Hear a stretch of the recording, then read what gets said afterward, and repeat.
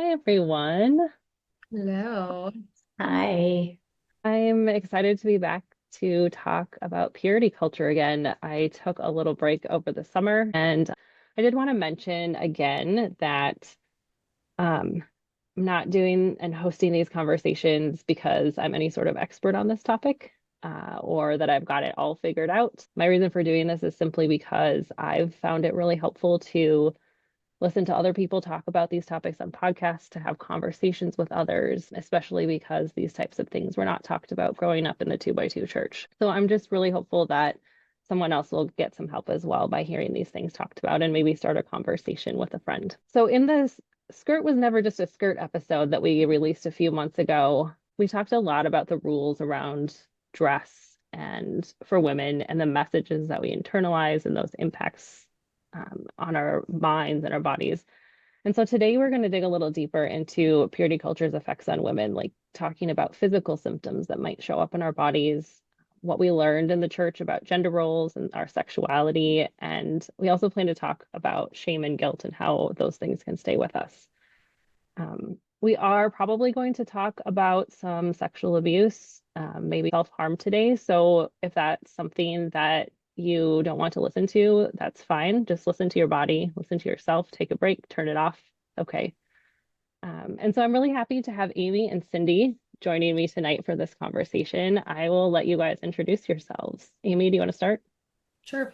I'm Amy. I live in North Dakota. I'm a mother of four, and just like most of us, born and raised. I left the church about a year ago, but my husband is still in, so I'm still definitely deeply involved in that capacity. And I'm not an expert on the topic, just here to have a good conversation, learn, grow, and hopefully open conversations. And I'm Cindy. I live in Bethesda, Maryland, and have a psychotherapy practice in the Washington, D.C. area. I also grew up in the church and left in my mid-20s. Was four generations, I think, on both sides of my family, and my great-grandparents owned convention grounds, and my sister was a worker. So was pretty, I think, entrenched in it from both sides of my family. And I'm excited to join you guys for this conversation. Awesome. I think to set a foundation, I just wanted to talk about a couple of brief things. And Cindy, if you want to jump in and help me out, that'd be great too. First, just to give the definition of trauma, because that was really interesting to me when I learned it. And this I got from Peter Levine, is that trauma is not actually the event itself that happened to us. It's the lingering response in our bodies, like what happens in our bodies as a result of that event, what we are unable to fully process and discharge. So I don't know, Cindy, if you want to talk any more about that. Yeah, I think a lot of times we think of trauma as like a major event in life, like somebody being, in a war or experiencing a sexual assault, but there's also secondary trauma too, and that's how we experience things. And so there can even be small events in our life, like for a child, if they spilled milk at a table and their parent was like screamed at them, that could be internalized as a traumatic event. And so everyone can internalize things differently in terms of what might have felt like trauma to them.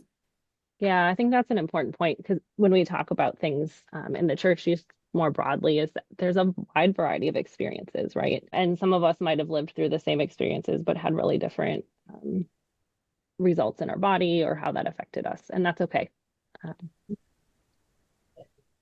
I also wanted to just state that as I'm learning more about purity culture, is research is starting to show that a lot of people, and especially women, are showing physical trauma symptoms as a result that are very similar to the same trauma symptoms that survivors of physical sexual abuse show. So, just some things like PTSD, depression, OCD, increased shame and sexual shame, development of like autoimmune and GI disorders, even relational struggles, sexual dysfunction and pain, and fear around sexual experiences.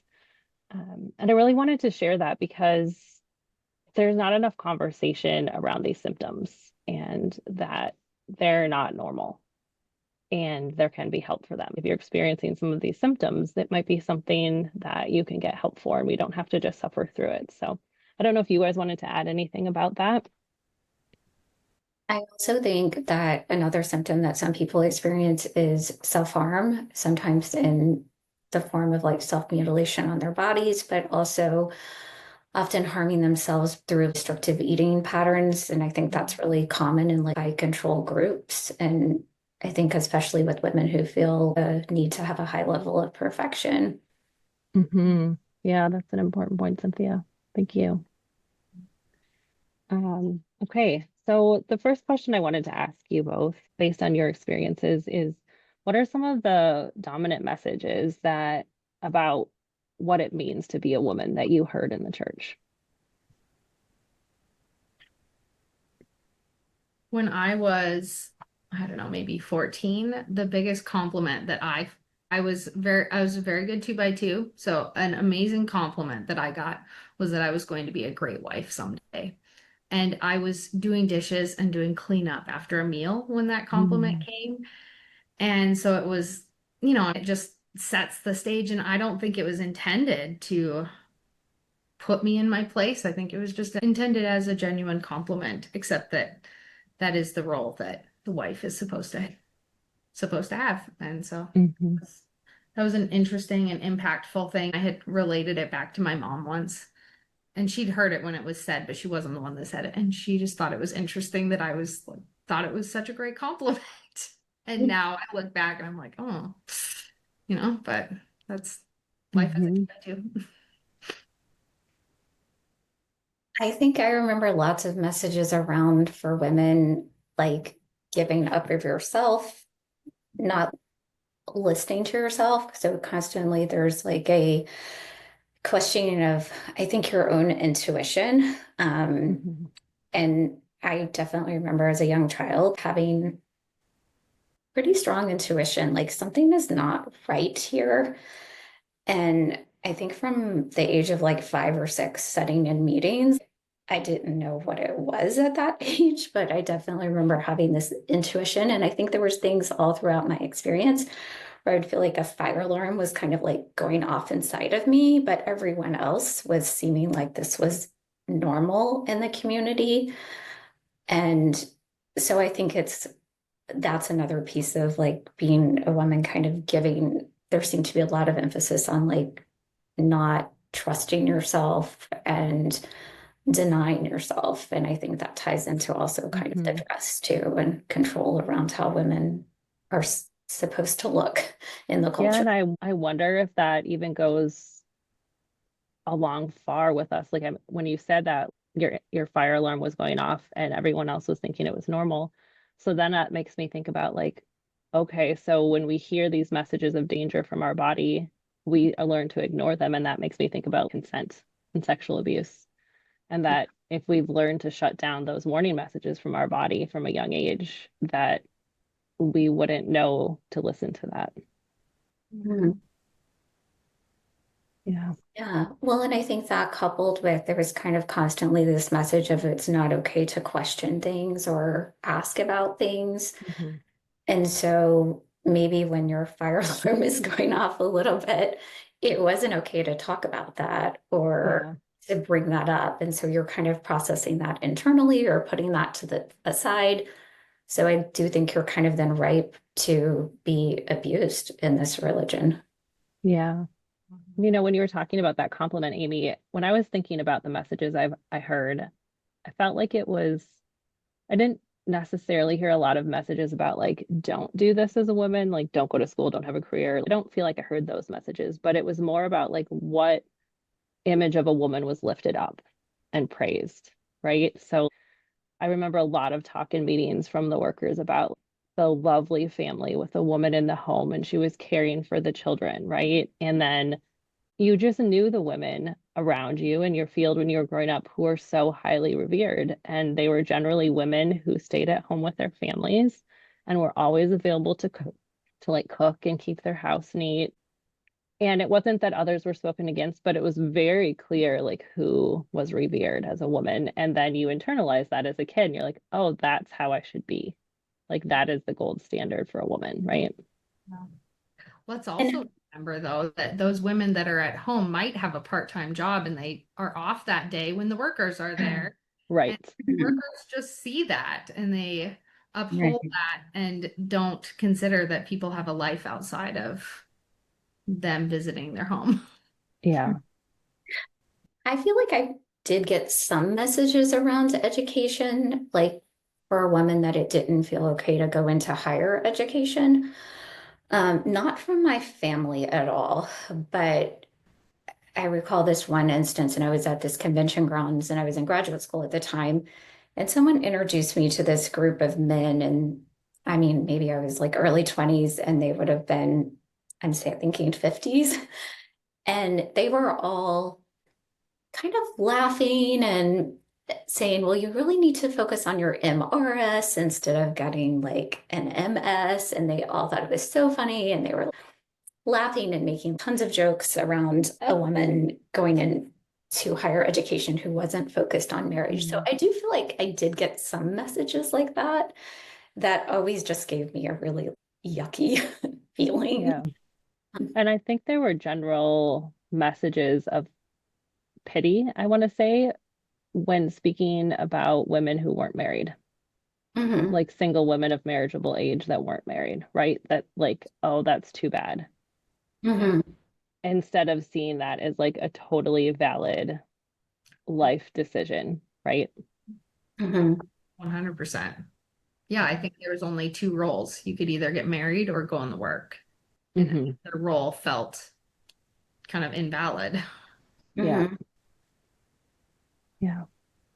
Mhm. I know, Cindy, you had gone through a whole bunch of convention notes, and I found that really interesting. It must have taken you a while to go through all those, and you kind of made a list of all the messages you've heard. Do you want to share anything from that with us? Yeah, definitely so. It was definitely a weird experience because I have not actually looked at convention notes. I'm actually shocked I still had them for 20 something years. I think it was shocking, one, that I felt the need to write a lot of these things down, but the repetitive nature of so many of the words, like oftentimes I could flip a page or two over and it was the same words over and over. And I think a lot of them had undertones. They meant something else. It wasn't exactly what the words, the full value of that definition of the word. Like in the church, it had a different meaning. And Do you have especially, any examples of that? yeah, I mean, I'm just looking, I can read some of them and then maybe we can Okay. talk then. But self-denial, control your spirit, wicked, ashamed, upholding the standard, rid of self, only purity in marriage.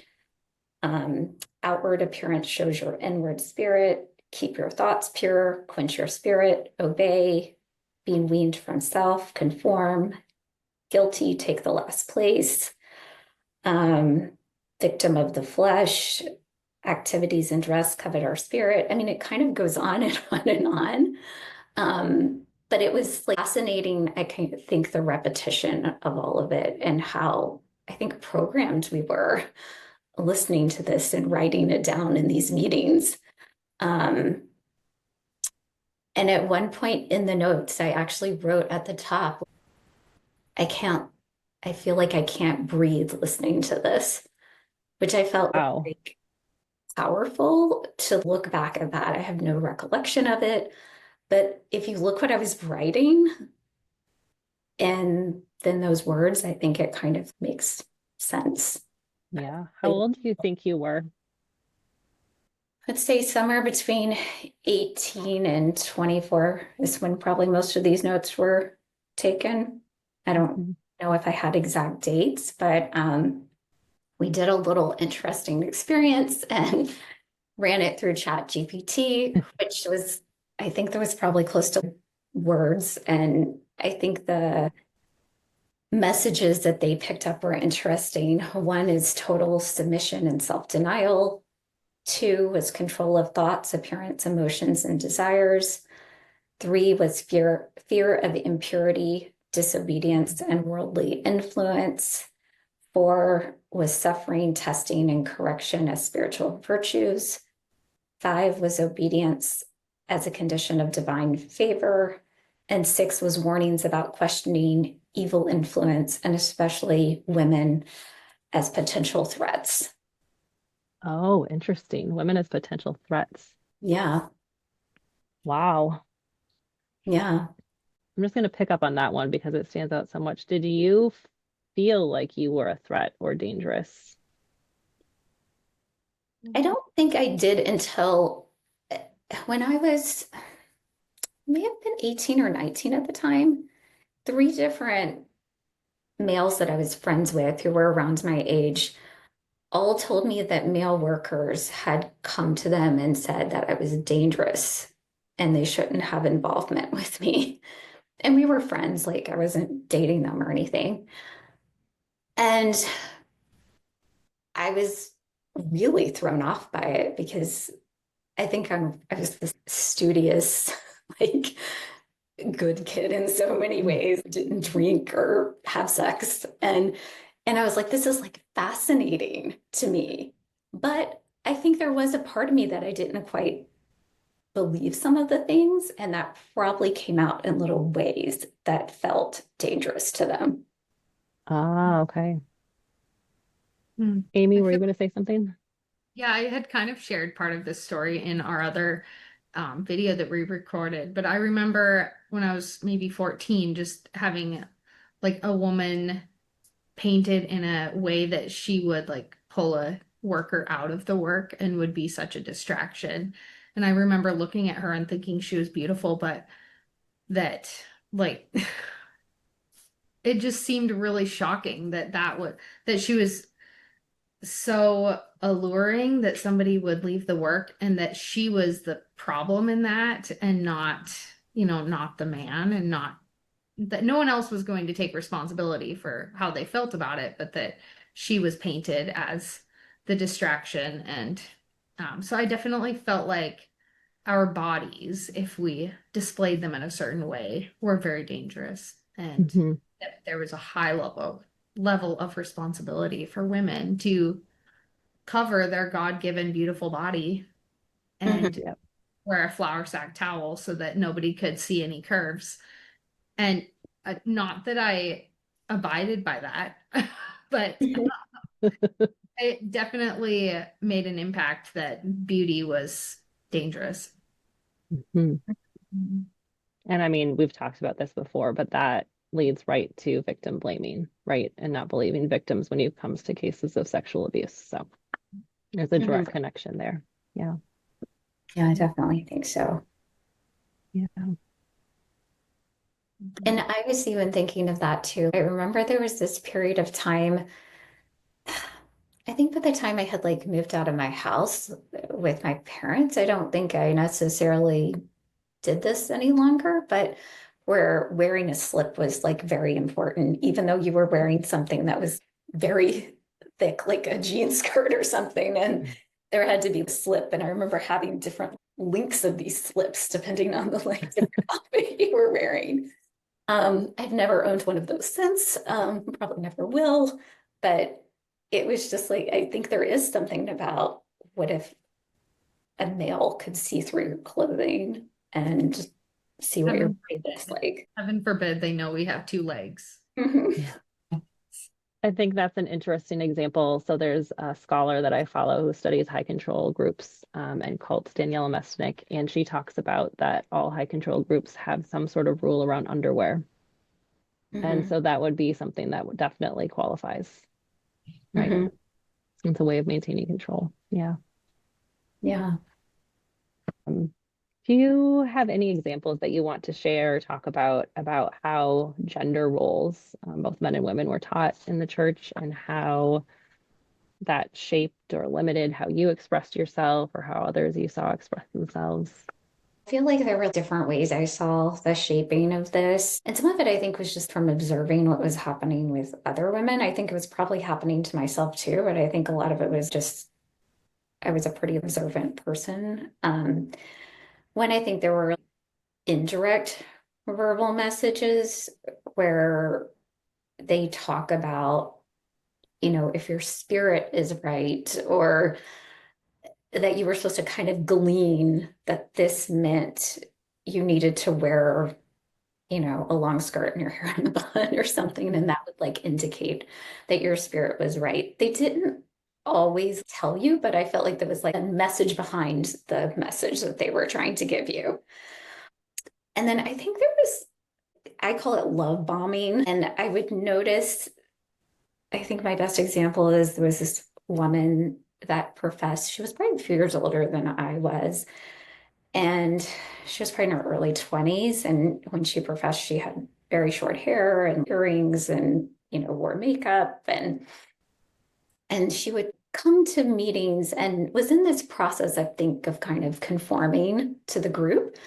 But she would show up differently every week. And so sometimes she would show up and her hair would be back as much as she could pull it back or just in a headband or something. And having on a longer skirt, and everybody would like come up to her after meeting, and there was tons of like praise, like, you look so beautiful. And they would kind of have this voice that they would do, like a little hypnotic.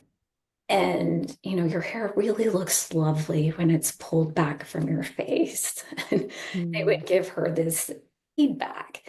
And then I feel like the other thing I would observe is there was layering. I feel like when a woman was not in what people felt like was the appropriate attire or in the doing something that they didn't approve of, I would notice that people would stare at you a lot, and you kind of get these looks from people like, we're not approving of that.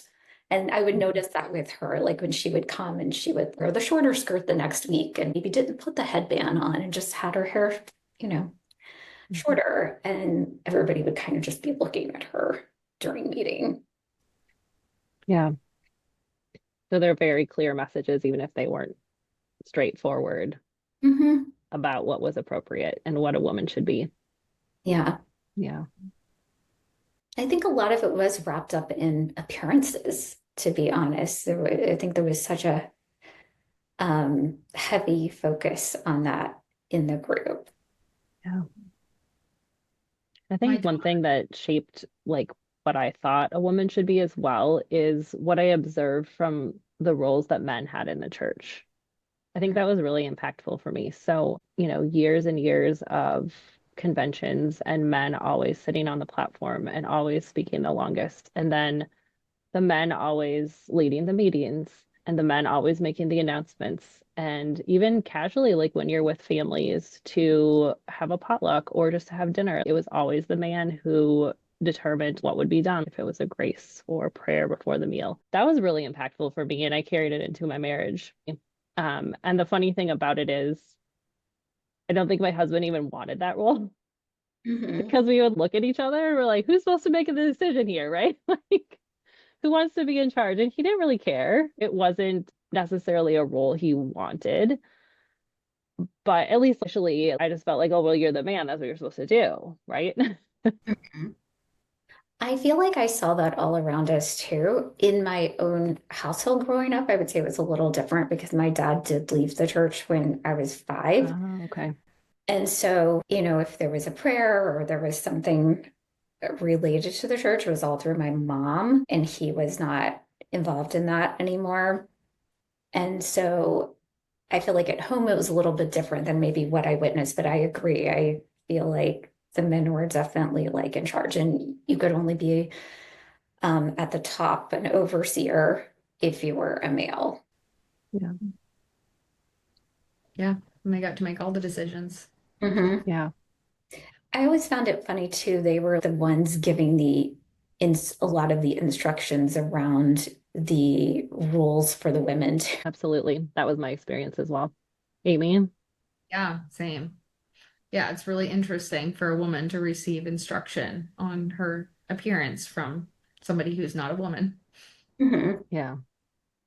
And I think with just thinking about the roles that men had and where we saw them, for me, what I internalized out of that was that I should defer my opinions and my wisdom. Like if a man was speaking up, especially an elder or brother worker, internally would just default to whatever they said. Like I knew that had to be the right answer. And what I was thinking was probably wrong.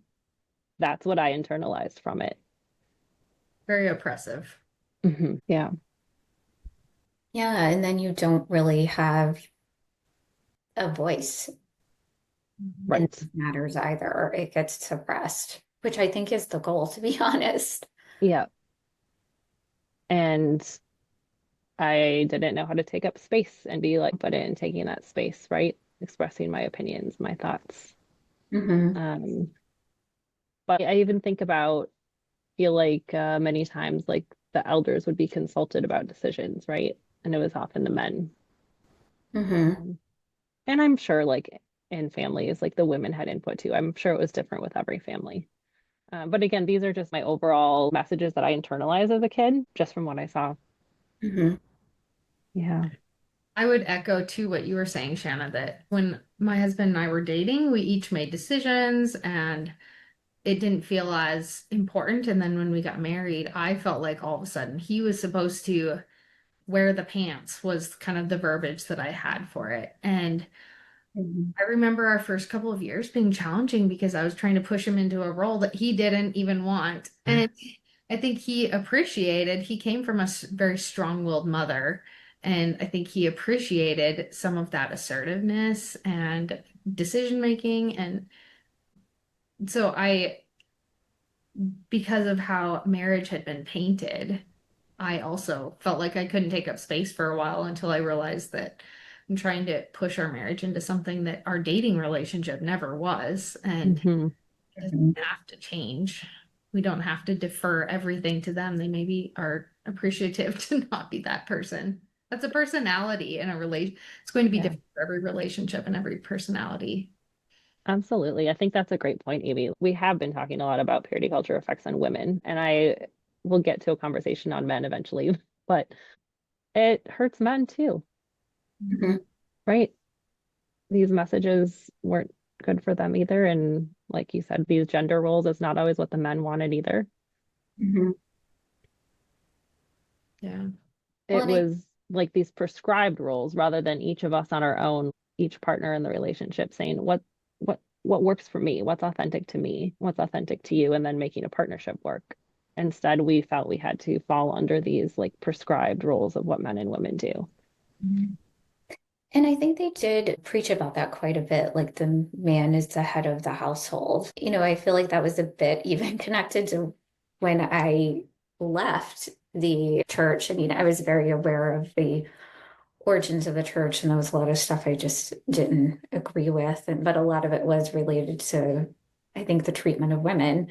And I was in a special meeting, and there was an older male who was talking about kind of the role of women, and that the woman's role is to stay at home and take care of the kids. And if they're having financial difficulties, then it should be on her to clip more coupons, is what he said. And at that point, I really couldn't take listening more to what he was, preaching. And I went to the bathroom, and there were, I don't know, say 4 or 5 other women in the bathroom, I guess, who also needed to take a break.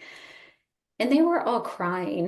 I, and now looking back, I think I felt angry and I felt like done. And I did leave after that. I didn't go back into the meeting, and I actually never went to another meeting after that. But I think it's interesting that no one comforted anyone in the bathroom and no one said Mhm. anything to anyone. It was like Wow. everybody was in their own pain, or I think probably experiencing some guilt or shame, because my guess is all of these women were working women who didn't necessarily agree with what was being preached. And I don't even know them. I was in grad school, so I didn't know a lot of other people in the area. I think it's interesting to me now thinking back about all of it. Yeah, that's really sad. Hmm. Self-shame is the first response that we Yeah. feel, right? Like, Yeah. must be me. I must be, I must be the Yeah, one that's wrong, not the message. It must be me. Hmm. absolutely. Yeah. Mhm. Yeah.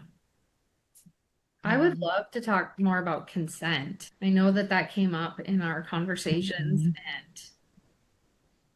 and I just think it's like such a huge part of this. It's a huge part of this. I Yeah. appreciate the notes and that you shared about a woman must be very feminine and lovingly consent to and support the leadership of the man. And that if her idea is different, that she was dangerous to the whole community. Like those women in the bathroom crying. Were those women feeling dangerous? Like had they been made to feel that they didn't, they didn't belong? Uh, Yeah. and then consent leads into, of course, so many different things.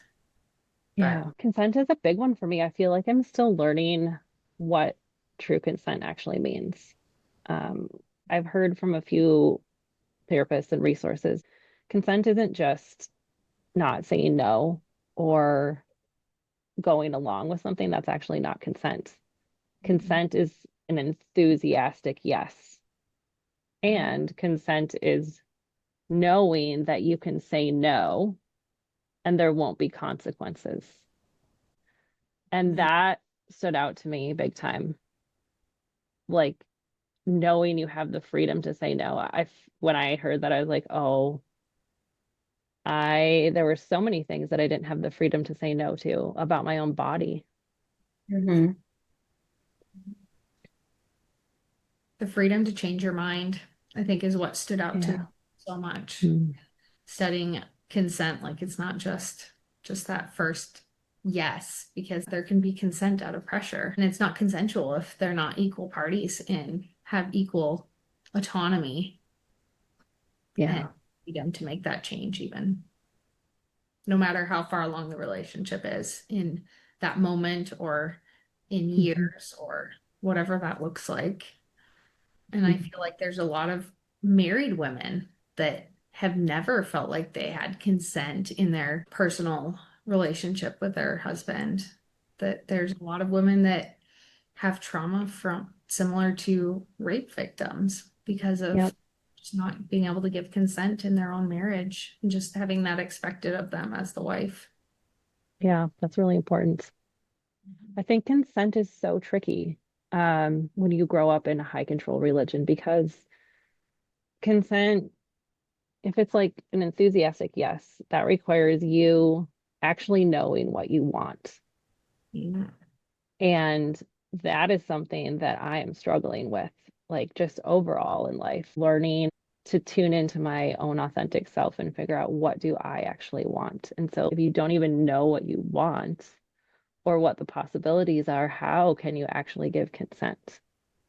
I think it goes back a bit to what I was saying in the beginning too, when we were talking about like intuition and how I think a female's intuition was suppressed in their religion. Like you weren't able to kind of tune in to what you were truly feeling about something. And so, I would wonder in a lot of these moments that we're talking about, like whether people are consenting or not, like maybe they do have an inkling of something or like their fire alarm is going off a little bit, but they're not able to really express that. And I think maybe no, it wouldn't be validated. Right. And when we get so used to rationalizing that away or stuffing it down, you just do it again, right? Mhm. Yeah.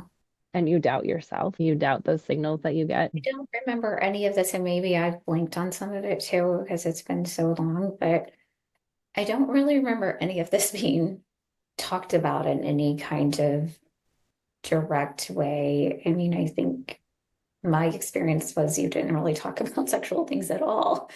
It was kind of deemed not appropriate to speak or talk about.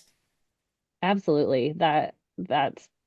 That's my experience too. It was never talked about with the exception of I feel like the messages that I heard was no fornication, which Mhm. meant premarital sex is how I was taught it. And again, taught by a brother worker, an old brother worker about that, which was very, I would say I had fear in my body when I heard that message. But silence, yeah. So let's talk about it a little bit. What messages did you either hear or internalize around sexuality? I didn't feel like I knew where the limits were. Like I didn't know what it wasn't even spoken about in specifics. And there was nothing about consent. It was just don't do Yeah. XYZ. But there's a lot of steps leading up to XYZ. So, like, where was the line? And I felt really intimidating because you knew if you crossed over the invisible line that had never been actually defined, then you either had to marry the guy or were doomed for hell. Either Mm. way, it was like we didn't even know what the consequence was, really. It was just severe. It was so Yeah. elusive and misunderstood and poorly communicated. There's just so much fear. I suppose that the intent was that it would keep you far away from it if you painted everything in so much fear, but that's also not a natural way that lust of teenage years operates either. No.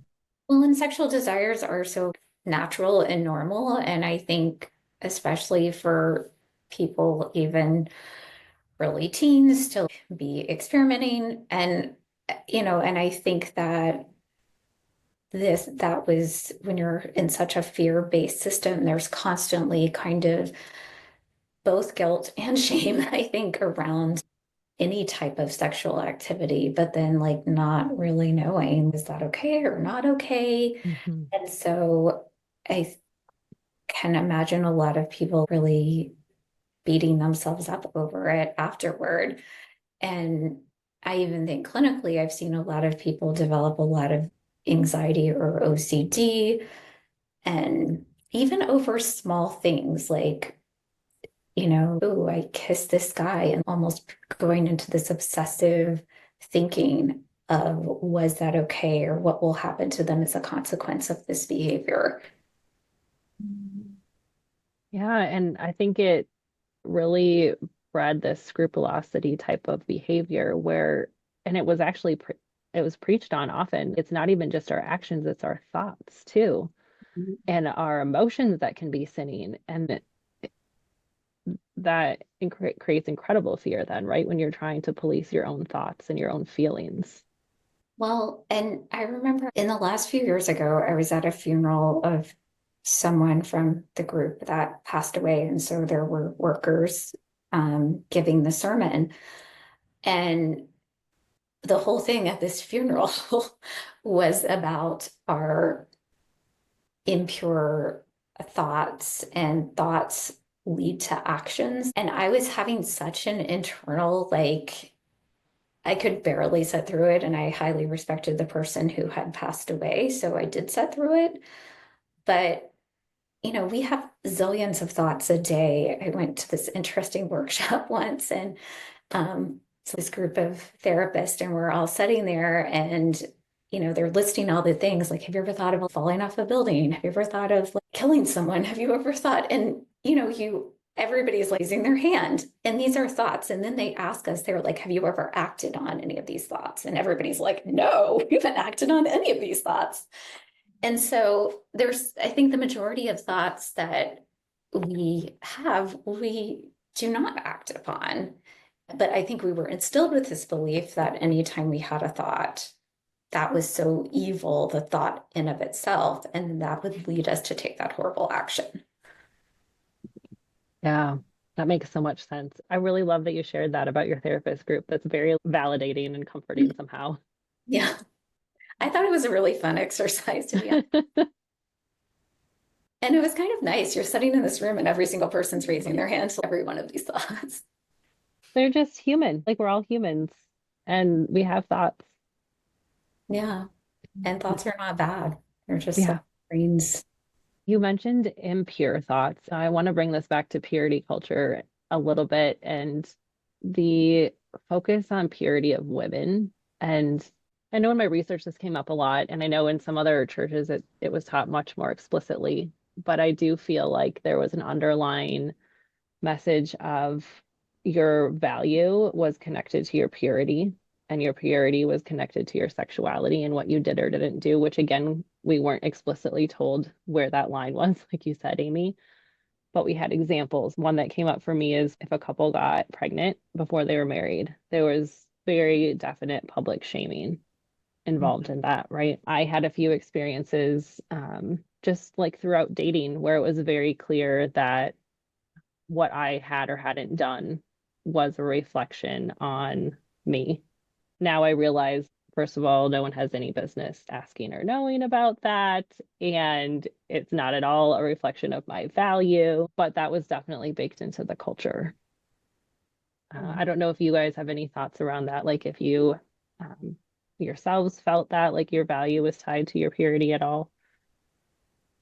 I remember my husband and I were shamed, and he never told me who had said it, which was fine. But in Bible study, we would sit on the couch, and it was like a love seat couch, and we would share a handbook, and he would have his arm around me, and we were told that that was too much.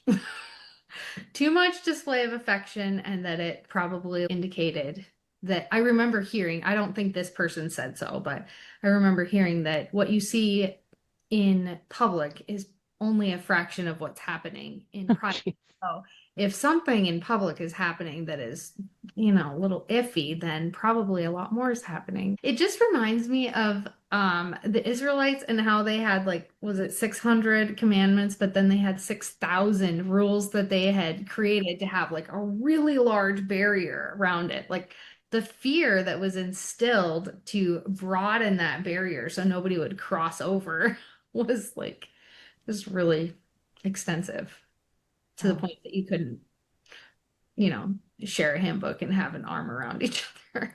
yeah. Which is like a really healthy, like good way to show someone that you love them. Well, and I think then that gives like such mixed messages. Then that's seen as a negative behavior in some way, whereas what you were saying is that that's a positive, loving behavior and a normal behavior when you're in a relationship where you care about someone and they care about you back. Oh. And so it's easy to see why a symptom of purity culture so often is fear around engaging in anything potentially affectionate or sexual, right? Because we received those messages.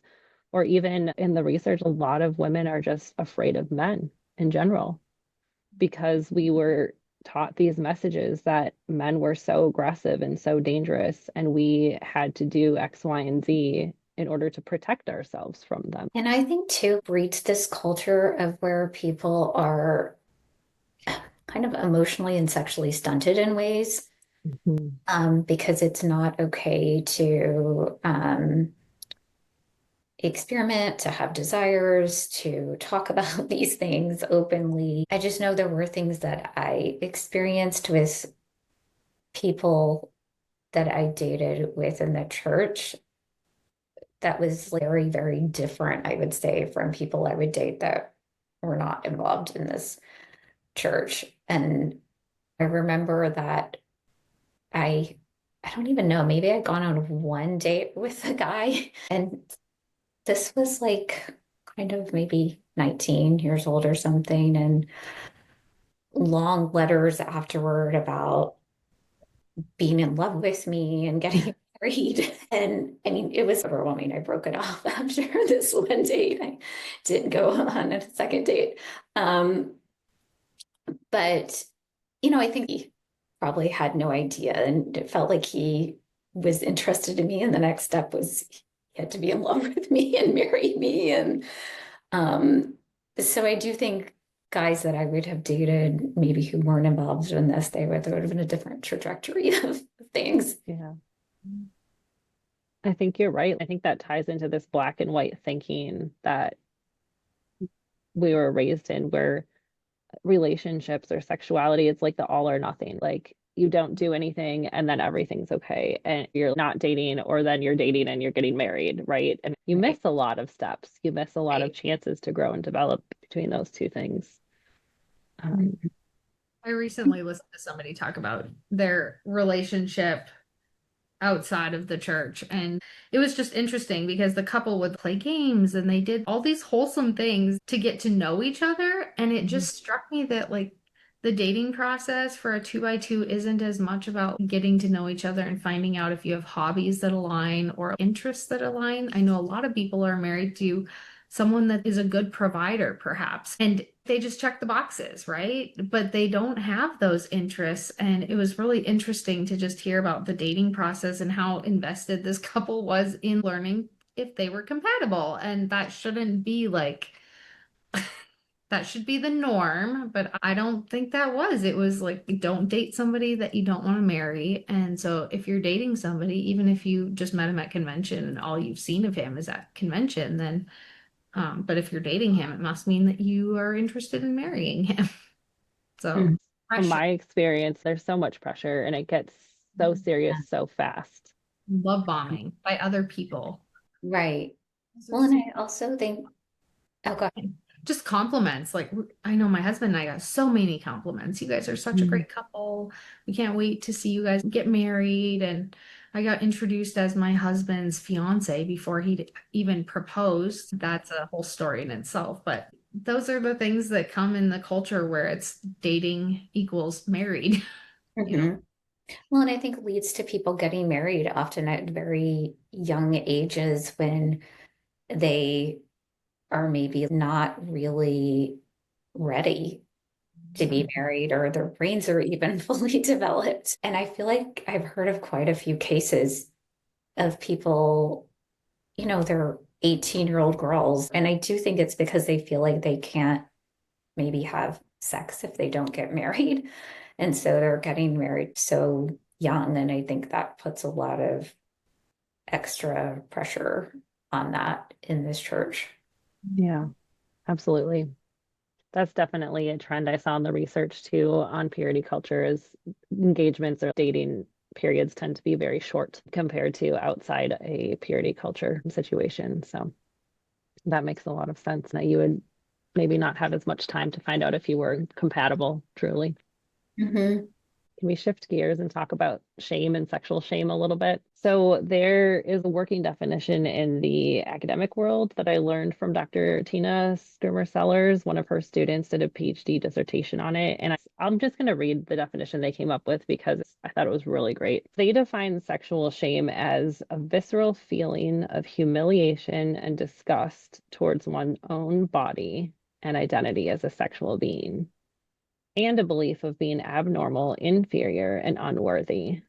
This feeling can be internalized, but it also manifests in relationships, having a negative impact on trust, communication, and physical and emotional intimacy. So, what are you guys' thoughts on that? Yeah, I've definitely seen people develop, I think, sexual shame. And I think that's a great definition that um, of that. I think lots of times people can develop almost OCD, anxiety, or physical symptoms in their bodies around it too, because they're feeling so uncomfortable or shameful. Like sex can be painful. There can be all different kinds of things I think that develop because of this, I think, internalized feeling and pressure that they're getting from so many different ways. Sex is seen as this kind of negative thing. And then all of a sudden they're supposed to be this sexual being. So it's kind of this big transformation, like, oh, you're married and you're this sexual being. And I think I've seen a lot of women that don't necessarily make that transition. Like all those feelings that they were holding on to prior to marriage, like they go into the marriage with them. And I often tell patients that I think this is something you're going to have to work. They sometimes magically imagine that it's going to go away because they're married. I don't think that's going to like really happen. Yeah, so can you talk any more about that? Like why our brains and bodies can't easily make that shift? Why that's maybe an unreasonable expectation? Well, I think when you've been so programmed over and over and over, and going back to even the convention notes that we've started listening to when we were babies, and you're hearing these messages constantly repeated that this is like a negative thing and there should be shame around it. I think it's hard cognitively to make that kind of shift that all of a sudden this is a good, enjoyable activity. And then it seems like even if we can make that shift cognitively, sometimes our body isn't on the same page. Is that right? Yeah, definitely so. I think our bodies can still be holding on and feeling Mhm. all of these messages that we've experienced over the years. Yeah. And, we were talking about danger, and the messages around sexuality and danger and sex and danger and men in danger. And it just makes so much sense if that's what our body has internalized. And even if we have more visceral fear response to those things, that makes so much sense why those symptoms might arise in sexual experiences. Mhm. Body keeps the score. The body keeps the score. Yeah, that's a huge piece that we were taught not to listen to our bodies.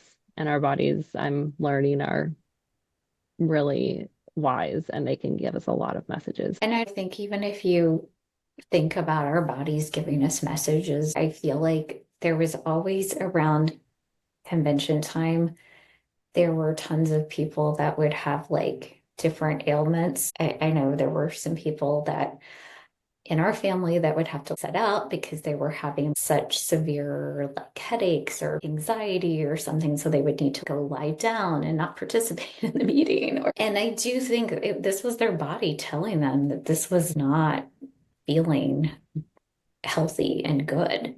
Um, I don't know that they were fully taking in this message, but I think it's the same thing with what we were talking about with sex too.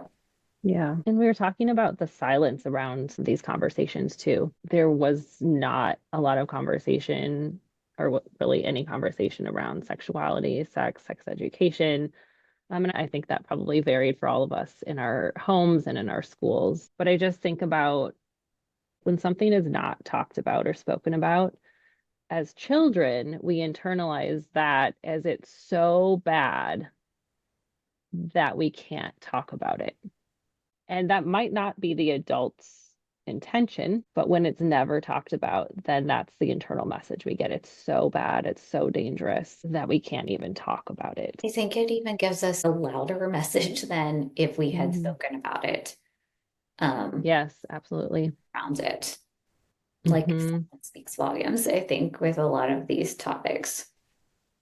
Yeah, and I think, Amy, you alluded to this, just the confusion around what is okay, what isn't okay, where is that line, or sexual education and options for birth control, all those things, and knowing where to go for resources and help. Yeah. Before we wrap up tonight, were there any topics that we didn't get to that you guys wanted to talk I about? think one that we maybe didn't talk about that was kind of interesting to me is because of the shame and guilt in purity culture that so many things had to be kept hidden, Hmm.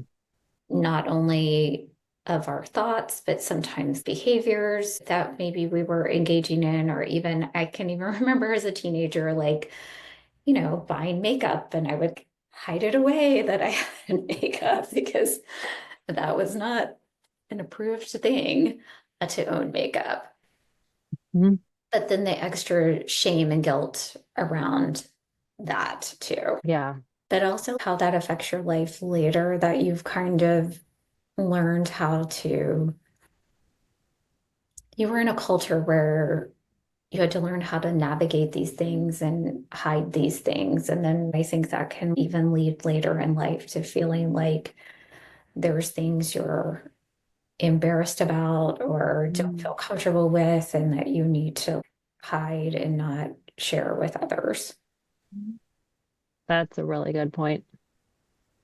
And doesn't anytime we try to take away from something, but then cause people to hide and sneak around it, we're just adding more energy into it. We're just feeding it, I feel like ways that myself and other kids, would skirt the system and take Mhm. onto the bus, or I wanted makeup so badly that I used Vaseline on my eyelashes because somebody told me that I could do that instead of mascara. Like these are really dumb things. We're not actually accomplishing the desired result of lack of vanity. You're actually just causing it to grow. The desire, like by trying to stop things. And that can go with silly things like makeup or intercourse and Yeah. topics that need that education or consent. And by, like you said, not talking about it actually sends a louder message and brings more emphasis to something that they're actually I think the intention is to de-emphasize, but it's actually emphasizing it. Right. Yeah. Yeah, definitely so, I think. One thing that stood out to me, if I'm just looking at our notes that we had spoken about, just two quotes that I would maybe share would be that we were taught that our body belongs to our future spouse or God and never us, and just how that removes bodily autonomy. I know we talked about the autonomy part, but I thought it was really interesting. And I recognize that myself too, that my body didn't belong to me. And then the other that I think you mentioned before, Shanna, was too much, too soon, too fast. And that, like we were talking about, the transition, but I liked how it was worded, just too much, too soon, too fast. Like we do need those transition points. Our body needs that transition point. Yeah. Yeah, I love that you bring that up because that's one of my favorite quotes. I think that's from Dr. Laura Anderson. That's her quick definition of trauma, anything that's too much, too soon, too fast. So that's why we get trauma. Yeah. Okay, so maybe to wrap it up then, one thing that I wanted to mention at the end is that I think our conversation has been very serious and appropriately so, but I think there was so much seriousness around all of this, right? And what I'm learning is that we weren't taught to see these natural curiosities and desires as like good things or fun things or things that we could have joy about or curiosity about, and it could be playful, right? That's where it should be. But that's really hard to do when you are stuck in shame and guilt and fear, or just feel all this weight attached to sexuality. Yeah. How much more freeing would the relationship be if it didn't have the weight, the heavy weight and burden of every little step or shame? And I think even the overthinking that probably causes so many women to getting stuck in that kind of anxiety cycle in a way, um, around sexual types of experiences versus being able, like as you were saying, just to have it be more free and playful and fun. Mhm. Yeah, and I think all of us had to mature and grow up at a pretty early age with some really serious topics about like eternal damnation Mhm. and eternal salvation. And I think that for me anyway, I know that took away a lot of the lightness and the playfulness in general for me. Yeah. I think one of the themes like that the chat GPT came up with on the notes, it was performance-based worth. Mm. And it was, some quotes they gave were like more obedience, better spirit. We are ugly if we do not please God, never give less than our best. So I do think, kind of the burnout, loss of identity, the anxiety that's connected to all of this, where you felt such like a high need to be perfection and like uphold these standards. Hmm. Yeah, that it's impossible to be perfect, right? Can't do it. This has been a really great conversation, and I don't want to leave our listeners without hope, because it is a really hard conversation. So just to let you all know, we are going to be moving into some episodes on healing and where we go from here, because there is hope and we don't have to stay stuck in these cycles. I think You it's guys. important to remember that the internal storm that we feel is evidence enough that something is not right. We don't Mhm. need more evidence than that. We can listen to our body. Yeah, I love that, Amy. All right. Thank you guys.